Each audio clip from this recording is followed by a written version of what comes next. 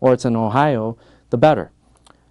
Even if it's from a foreign, a foreign corporation, that's fine. It's your choice. That's fine. That's libertarianism. So, okay, so the idea that,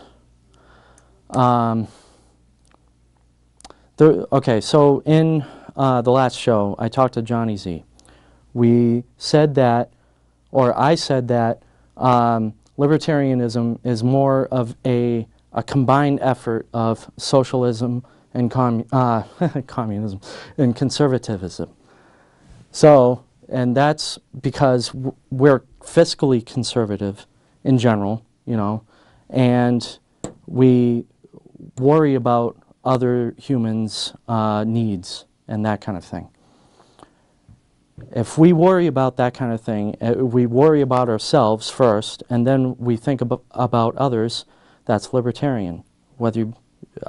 That's really strange to hear, but it's probably the truth. So, here.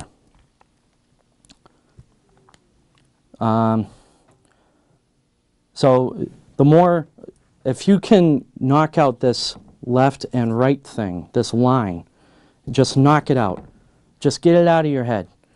It's not even true. If you study politics and economics, then you start seeing everything as more of a 2D thing instead of just a line, a 1D. So it's more than that. You open your mind, and see yourself on this political spectrum instead of just, are you a left-winger or a right-winger? It's more than that. A lot of people will end up here, believe it or not. So, anyway. So, the reason why I got on this rampage is because a republic and a democracy are two very different things. In the title of my show, I have, it's the currency of democracy, because that's a direct quote from Thomas Jefferson. Information is the currency of democracy. And, but we're not a democracy per se. We are a republic, because I cannot infringe on your rights, and that's laid out in the Constitution. It says that we are, each state shall have a republican form of government. You can find that in the Constitution. I'm not going to look it up. But we are a republic. Each state is its own republic as well, and this is all laid out in the Constitution, basically because of the Bill of Rights. We have rights that shall never be infringed, whether you vote for it or not. If it is infringed, whatever that bill is that was voted on is not a law. Even if it's in the law, it is not a law, because the Constitution is the supreme law of the land, period. End of story. That's another thing you have to get out of your head. We are not a democracy. We have democratic leanings because we vote for what we want or what we think is right, but in the end, we are a republic, and whatever rights are infringed, it's just totally not a law, period.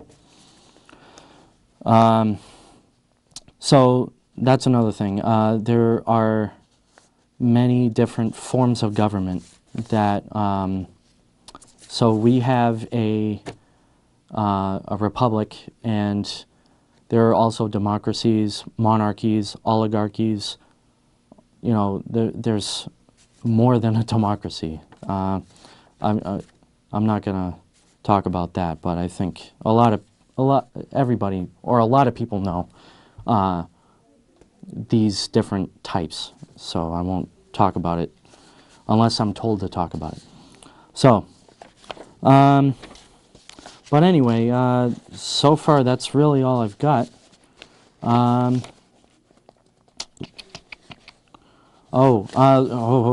Actually, I'm not done. So, Peter Schiff is running for Senate, and he's a very libertarianish candidate. He's got his own company called Euro-Pacific Capital. It's an investing company, and it's based in Connecticut. So he's running for state senate. He's running for Senate in the state of Connecticut, and he tried to have a money bomb. Well, a money bomb. This is a very new thing, but a money bomb is where just a lot of people donate money to him so quickly in one day, usually in one day. And today was a money bomb for him, and his website crashed. Somebody hacked his site last night at, like, I don't know, I think he said like just a couple minutes before midnight.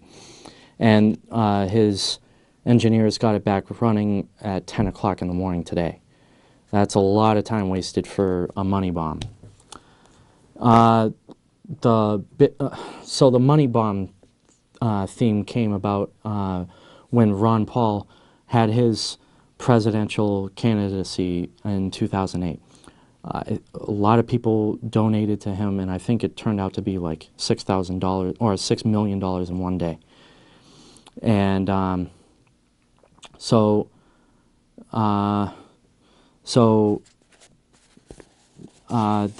Peter Schiff had his money bomb, and he's been doing well when he has money bombs as well. Rand Paul is another one. Rand Paul is going for Senate of Kentucky, in Kentucky. I gotta get these words straight. And that's his son. They're both doctors, by the way, Ron and Rand. They're both doctors. And anyway, but they're both running for Congress in one way or another. And for some reason, I get the feeling that Ron Paul is going to run for president again in 2012. That's just theory, but you never know. That's a hope. So I want to go over again the websites I have listed. Go to dailypaul.com. Go to freedomwatchonfox.com, and go to Campaign for Liberty. Oh boy, go over to Campaign for Liberty, because yeah, so that the Campaign for Liberty is actually the campaign that's been going on ever since Ron Paul's candidacy, and it's just gotten so much attention. You know, this is how I came about to it. So go check out Campaign for Liberty. So yeah, I'm just gonna leave it right like that. Thanks for watching, and we have our next show should be in about 2 weeks, and I'll see you then. Thanks.